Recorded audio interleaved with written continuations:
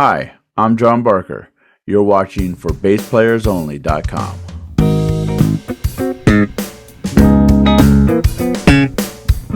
Hi, everyone. John Liebman here. You're watching the number one site for learning bass online for BassPlayersOnly.com, where I've taken the frustration out of learning bass so you can build confidence, have fun, and just enjoy making music. Remember, it's not for everyone. It's for BassPlayersOnly.com.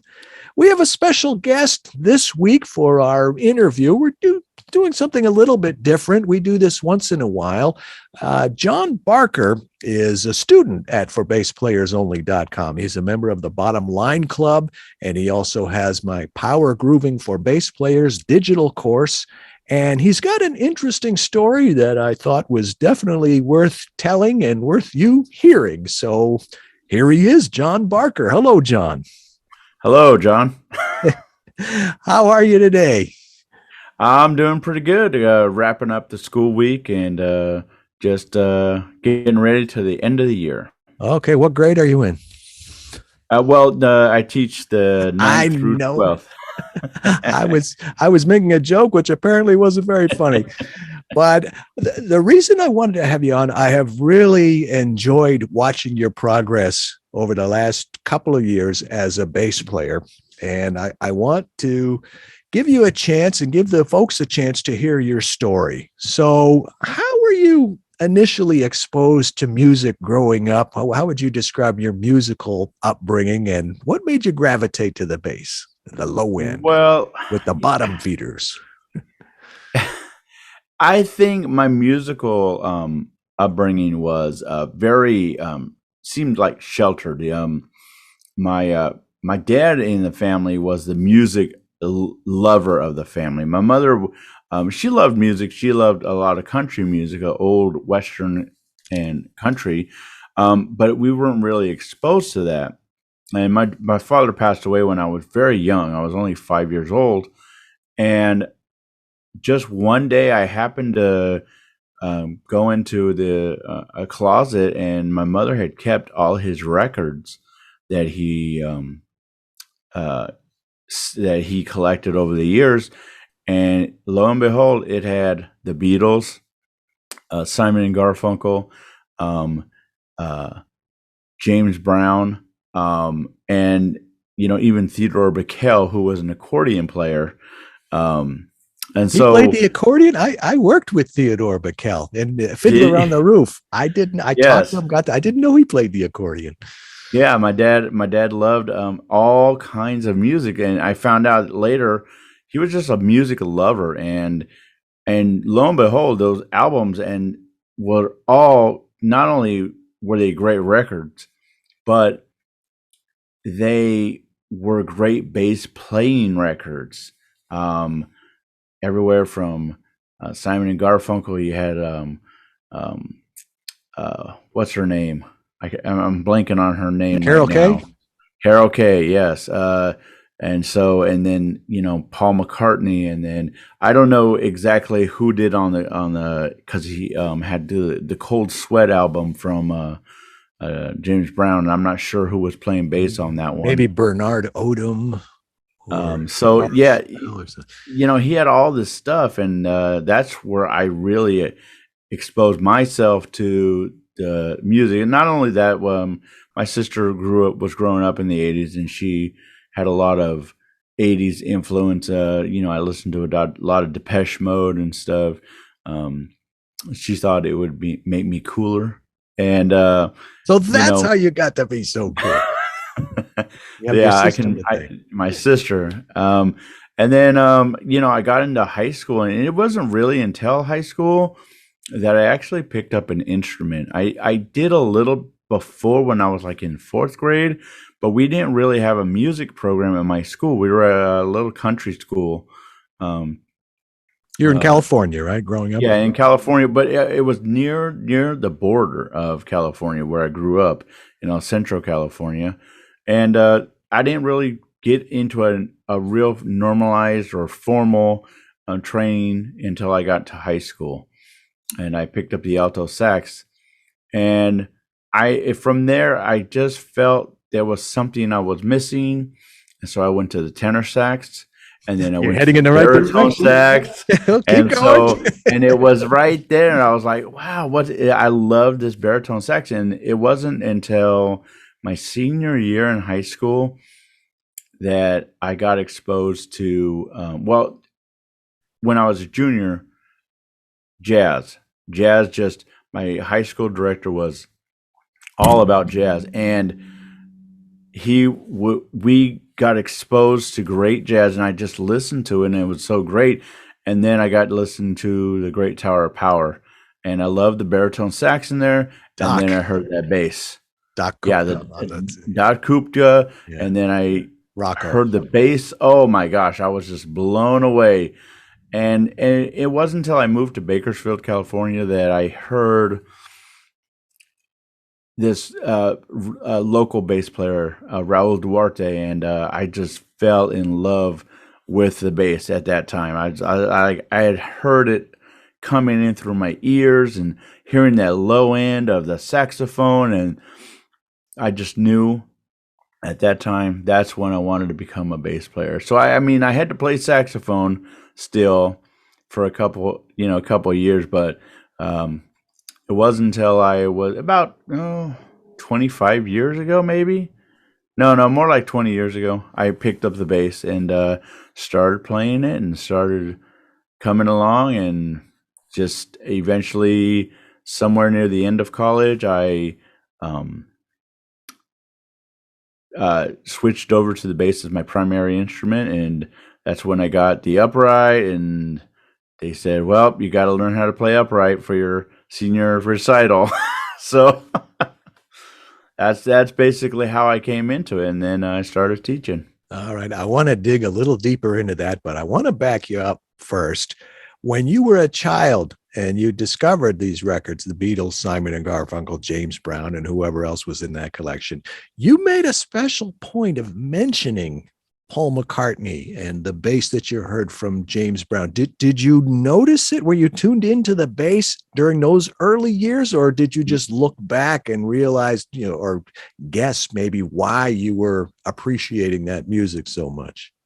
I think I heard it, and I didn't consciously make the connection, but I really found the groove of Paul McCartney, whoever was the bass player for James Brown, and even in Simon and Garfunkel's music, that bass is very present in all of those albums. Yeah. And I just felt myself gravitating toward being that, what I didn't know at that time, that I wanted to be a bass player, but I think that was where I really was gravitating toward um, the music.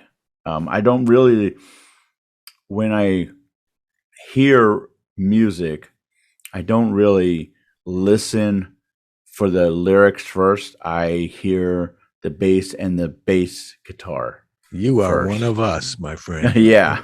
I knew I wanted to do something with music, but I really couldn't find what. And so I started joining rock bands. That's when I got into rock and roll, and I got into the rock bass players and the soul bass players, 70s. The guy that I was in the rock band with said, "Hey, you ought to check out this guy. His name's Andy Frazier. He played with Free." And I go, "Who?" and I didn't know very many bass players, but all of a sudden I started listening to him. I said, "Hey, this guy from Red Hot Chili Peppers is pretty good." Yeah. And, I started listening to Flea. I started listening to Red Hot Chili Peppers, Stone Temple Pilots, and they really blew me away. I really love that bass player. Robert DeLeo. Yes, Robert DeLeo, that's his name. What about, just backing up for a second, when you were listening to jazz and you were into music, you were into jazz, and you were into bass, so there must have been some bass influences that you had around that time? Around that time, Chameleon was our Herbie Hancock, and I started listening to that. Maynard Ferguson, big band. I was really into big band, and I was still in high school, unknowingly listening to that bass line, but I did a lot of stuff with the big band arrangements and how tight they were with the Yeah. horns. Yep. And so that's what I really listened for. But just the how grooving the bass players are in jazz, I think that really led me to um, my getting into jazz and into the bass playing aspect of, hey, got to get that bass and got to groove. You got to put some pocket there. I think that's why I love the pocket players more than the flashy players. I love all of them, Jocko and Victor Wooten. But I really love it when they're in the pocket and you just get somebody who is just boom and right there. Yep. That's what I love. That's really, really, I think I'm more of a pocket player myself. Me too. I try to be. I try to be. I remember in high school playing in the band. We used to play charts by guys like Jay Chattaway and Sammy Nestico. And you're in the high school environment. Are those names still prevalent or prominent? Those names aren't as prevalent, but they need to be. But I don't see Jay Chattaway's name. He was the big band arranger for Maynard for a while, wasn't he? I think. I don't remember. Oh, Maynard. I was this close to getting the Maynard gig. And I had a really strong recommendation from one of the horn players in the band. And the guy that got it had a real strong recommendation from the outgoing bass player in the band. And he'd been going over the book with him. And looking back, yeah. I could understand why he got the gig and not me. But I was like, this close. Yeah. I loved all of the Maynard Ferguson stuff. He was amazing. I'm glad to see that you've maintained your love of the bass. Now, you've been a member of the Bottom Line Club for about a couple of years now for bass players only. So tell me, well, first of all, did you have any hesitations about signing up before you joined? I can't remember where I first saw an advertisement for the bottom or for bass players only. And I want to say it was on the Super Bowl, probably.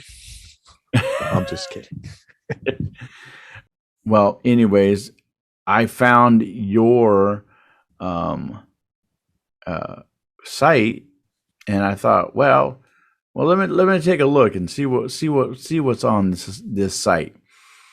And man, to my amazement, it was really fairly cheap to be a member.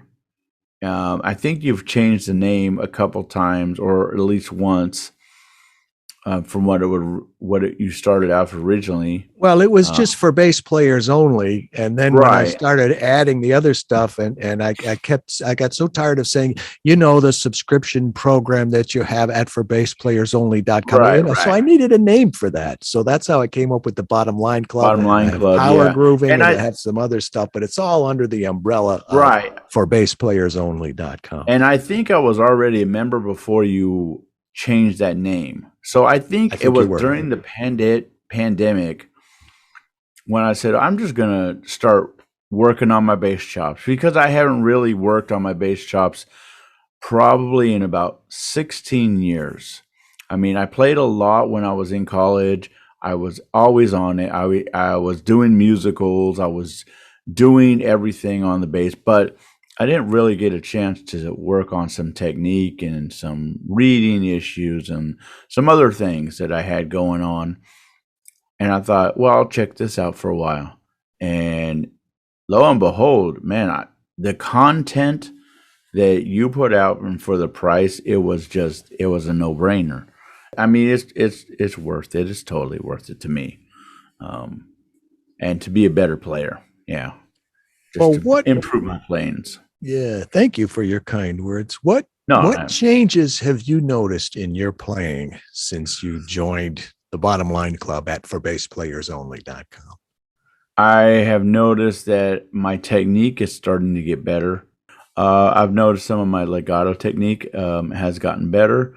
My thumb position, where trying to mute, my muting techniques have been better. I mean, overall, I think my playing has improved. Um, uh, I would say a great deal just by um, going through the lessons, um, and seeing what you have available. And you do have a lot of stuff available. Just it doesn't matter what level you are, you you could get better doing any part of your um, program. Are there any special features or any special parts of for bass players only that you like best? I really like the jump tracks. So going through the video, eliminating the need for fast forwarding and Yeah, rewinding. If you want to see yeah, the fast demo, the and slow demo, the explanation, yes, one click and you're there. yeah, and that's really a great feature that you've added. And I know you haven't done it on all the videos, and I know you will probably get to that. It's in the works. Um, but that I really like that. I love how you just explain things, and you know you I the other let me say this, the other function I was just going through um, something last week. Opened up the Bottom Line Club. No, not the Power Groovy. Yep. Um, and man, working on your scales can be so tedious and so boring. I mean, my students know it. I know it. People out there, they know that those can be very boring. Your driving eighth note rock groove is amazing. All you're doing is an E major scale, but you have worked into it a nice groove, and you not only are working on your scales, but you are working on the number one important thing for bass players, and that's to groove and to work on being in the pocket. And if I can, even though I can play it, I still feel like you can be better. I can be better at it. There's things I can do. I hear myself on when I'm playing it, because it's eighth note, so it's driving eighth note rock. How can I make this even better? That's what I keep telling myself. Yeah, I can get the notes, but how can I make this sound even better? So that's what I'm working on right now. This is one of the coolest things I've played. Is the I'm learning my scales and arpeggios really good, and it's grooving. I started that concept. I think it really hit its stride with my bass aerobics book. Right, Because yeah. we all have to practice our scales. We all have to practice our arpeggios, string crossings, all these drills, chromatic runs. And it hit me, why shouldn't they groove? Why can't we groove while we're practicing our scales? So bass aerobics has been described as exercises that groove or grooves that are good for you. So you're having fun while you're getting good, and you're getting good while you're having fun. As of this recording, Power Grooving is undergoing a revision. I have a whole group. Actually, I think you're in that group. Yeah. Providing me input, providing input to me. What do you like? What don't you like? What could be better? What do we not need? What could we do? So I am so excited about that. The feedback and the input I've been getting is just incredible. So as successful as Power Grooving has been right from the very beginning, it's going to be so much better. And I'm so excited about it. I'm so grateful and thankful to you and the other people in the group that are providing this very valuable input. So I thank you for that. And no problem. So would you recommend the teaching resources for bass inside for bassplayers.only.com? Yeah. I mean, just to put a stamp on it, it's one of the most affordable subscriptions out there. And I'm talking for anything, that you get so much there's so much. I mean, it's going to take me years to get through all of it, and you are going to be changing it all the time. And so that is, to me, is one of the biggest things is that the amount of content. As I have paid money, $45 for a book, and it doesn't come close to the amount of stuff you have on here. I have paid much more just for a lot less, a lot less. I know I'm getting charged, but every month, but my gosh, it is so worth it. And even if you're doing this for say 6 months, if you're a beginner, you're gonna get it's well worth the money. Let me just say that. Well, thank you. And yeah, there is a lot of content, but I always try to be very careful. I know some sites seem to be into content for content's sake or advertising how much stuff they have. There's over 200 lessons when you take from each of the individual courses, but I'm always very careful to avoid overwhelm. And yeah, there's a lot of stuff, but that's why I added the growth track. And that is a fairly new development. That is the 5 different stages of bass playing. Right. And with specific action items and milestones. So it's designed to not be overwhelming, because if you see 200 lessons, you'll go, where do I start? Well, this is a very strategic step-by-step process. And I thought it was important to mention, yeah, there is a lot of content, but it's not intended to be overwhelming. Would you agree with that? Yeah, I would totally agree with that. I loved how you're like I said, you revise a lot of stuff, and so when somebody gets into their basic stuff, their basic like you revise the basics course. I love the basic course because it's down to the nuts and bolts of it. But then you went and revised it. Not only do I got to relearn some of that stuff, but I do love the growth track because I don't know which course you actually introduced it in, but I remember seeing it probably for the first time with your soft rock course, which I love. That's just great. That's it, bringing me back to those 70s bass players that were all over the place, like whoever did the American Pie. I just interviewed him a couple months ago, Rob Stoner. That guy was amazing on that track. That's like the growth. That's like the growth track. He kind of like starts off, and then he gets bigger and better. And my jaw just drops. If you haven't checked out the interview, it's up there. Just put in Rob Stoner. I interviewed him a long time. I used to do text interviews. Once in a while I still do, but now they're either video or they're mostly video, and usually they're Zoom now, keeping up with the times. But I'm glad you mentioned revising the basics. Part of the reason I did that, John, was because that was one of the early ones that I did. And honestly, I've gotten a lot better at it. And I just couldn't stand to look at those early videos. Some of the other ones are still up there, but they're being revised.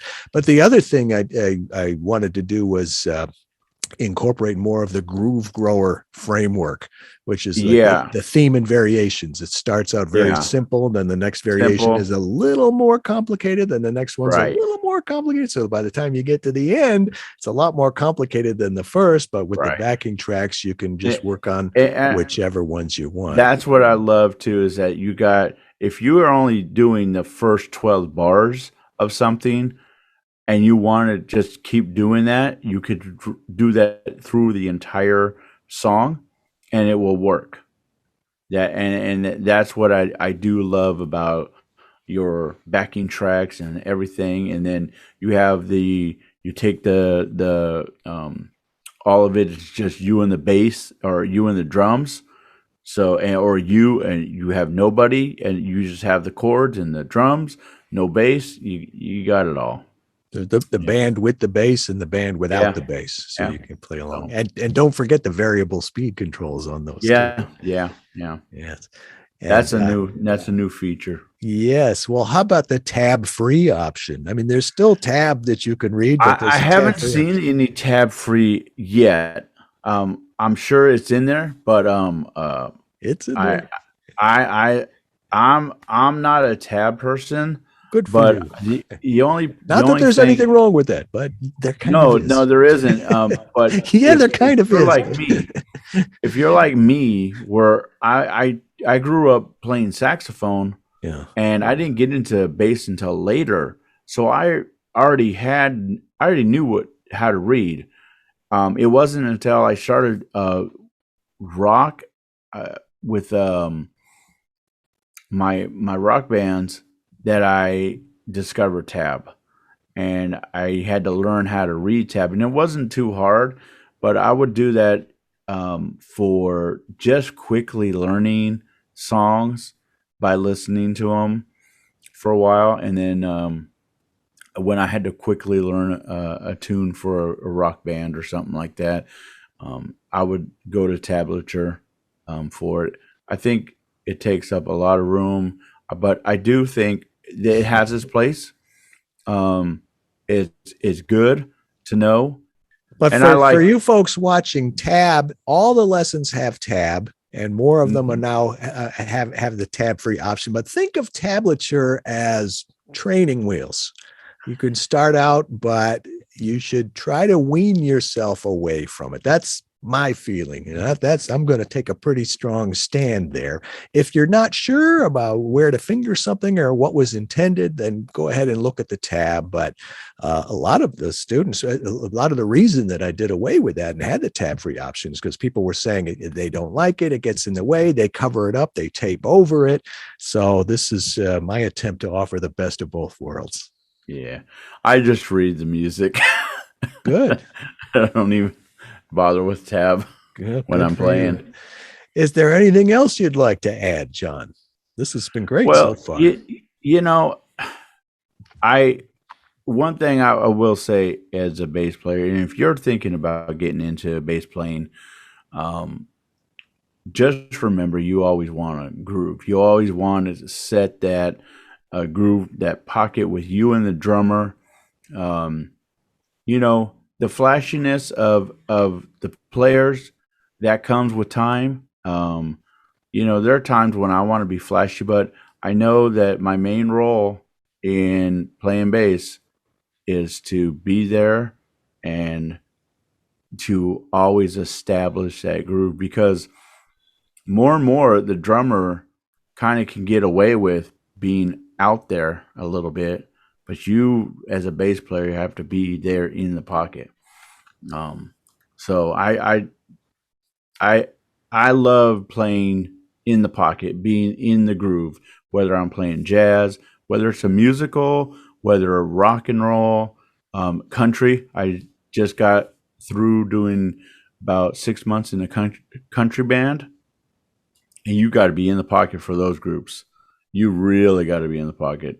So, you know, There's I nothing wrong with 1-5-1-5. Nothing belittling about it. If you've got oh to play no, 1-5-1-5, oh give me the best 1-5-1-5 you, you've got. you try and play some of that Sturgill Simpson, man. He's got a bass player that's a monster that just sits there in the pocket.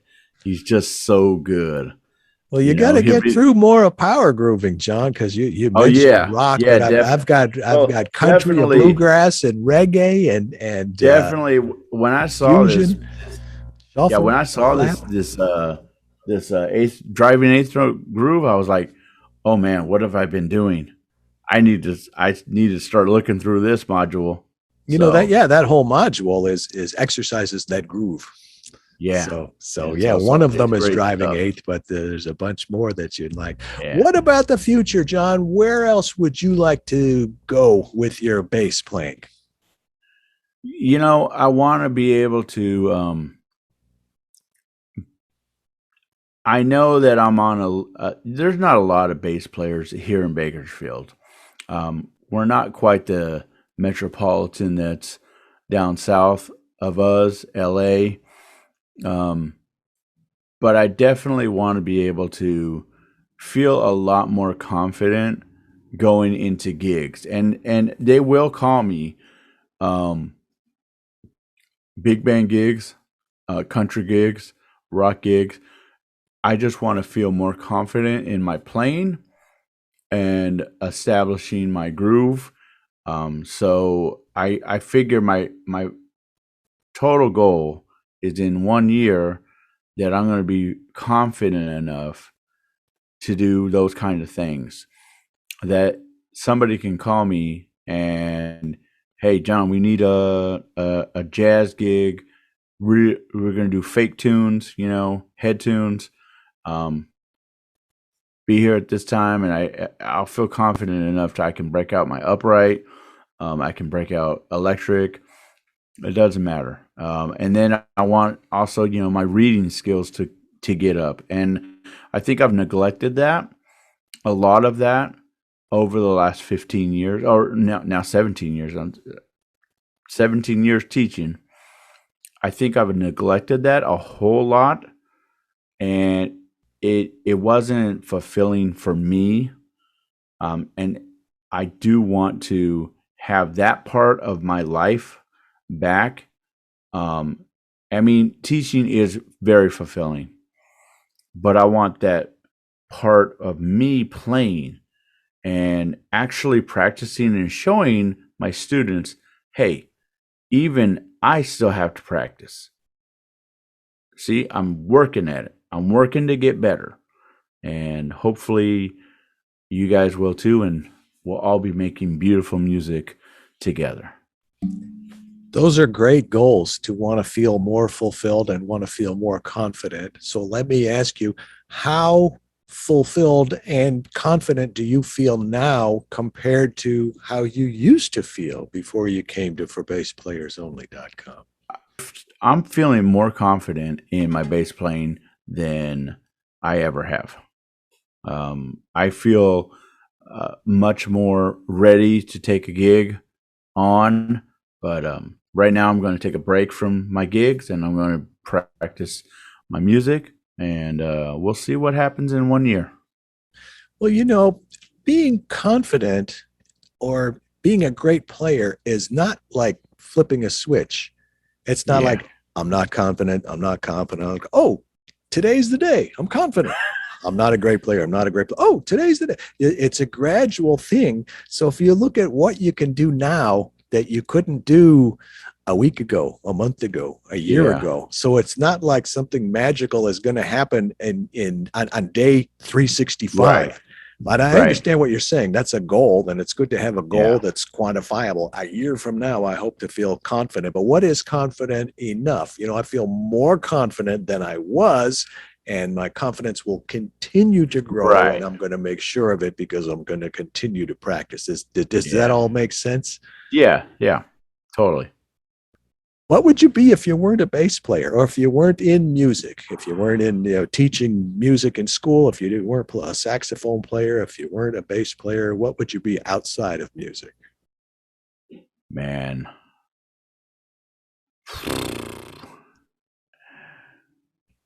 Well, I wanted to be a fireman when I was younger, but that quickly went away.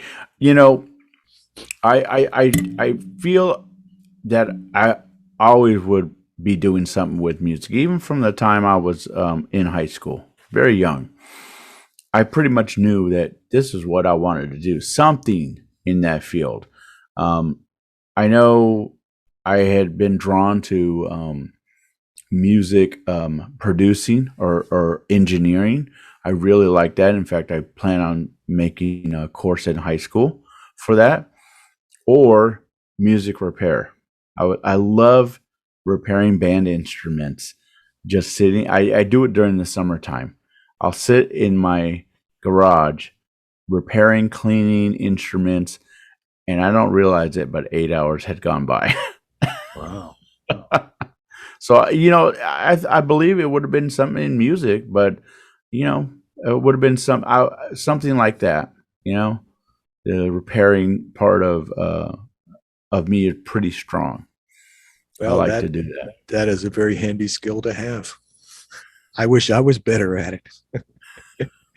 Well, John, congratulations on your success, and your hard work is absolutely paying off. So keep doing Thank you. what you're doing, and you will continue to improve and get fulfillment and the confidence and the other things that you're after. And perhaps more importantly, you are passing that on to the next generation, and I'm sure you're guiding them right and teaching them all the right things and turning them, molding them into, they may not be professional musicians, but I'm sure because of you, they'll have a deep appreciation for music. And that's a great thing. And that's all I hope from them. Yes. All right. Well, our very special guest, John Barker, thanks so much for coming aboard. I could keep talking, but you need to go practice. So I'm going to let you go. Thanks for joining us. Keep doing what you're doing. And folks, there's living proof, John Barker.